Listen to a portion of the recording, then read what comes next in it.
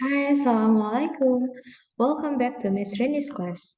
Today, let's learn how to write the rate equation using reaction mechanism. Before we start, let's say Basmalah together. Bismillahirrahmanirrahim. Okay, so we have reaction mechanism. It means we have a several type of reaction. It can be more than one. And then the reaction mechanism will have a different process, right? They have their own rate reaction. One of the reaction can be run fast and another one can be run slow.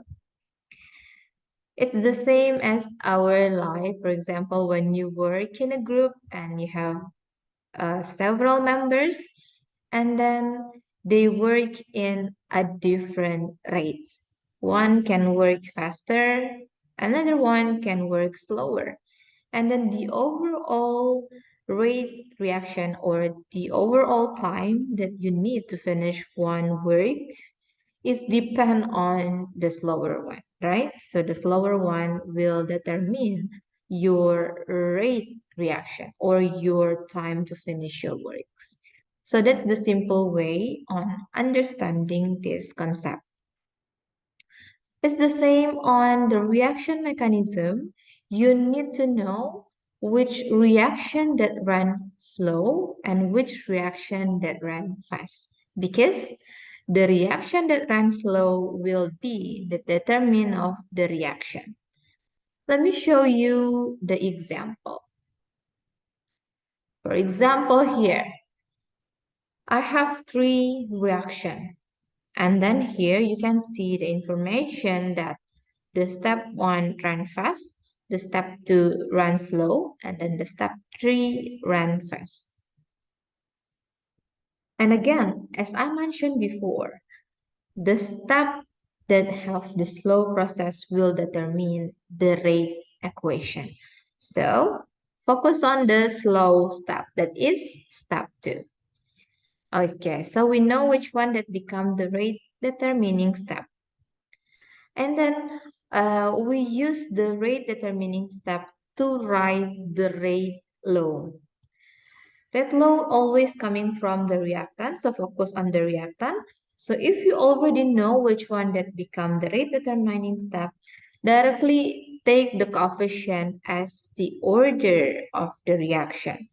So for the step 2, we have 1 for N2O2 and then 1 coefficient for H2.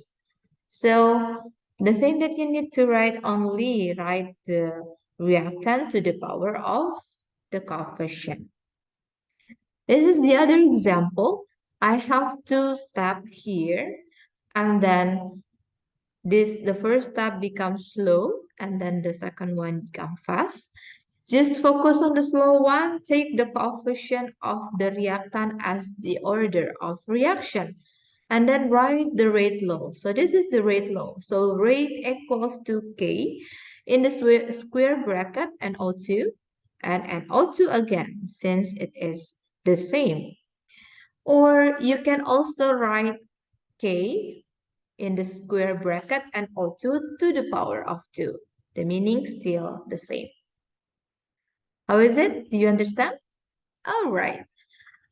I want to show you another reaction so you can practice. It'll take your time to decide what is the rate law if the reaction mechanism is like this. I know you can, so you can write your answer in your own notebook and then show it to me. Okay, so yes, maybe that's for today's everyone. If you still have a question, do not hesitate to ask me.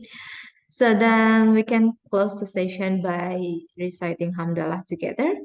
Alhamdulillahirabbil alamin. Thank you everyone for paying attention to my explanation. See you on my next video. Assalamualaikum warahmatullahi wabarakatuh.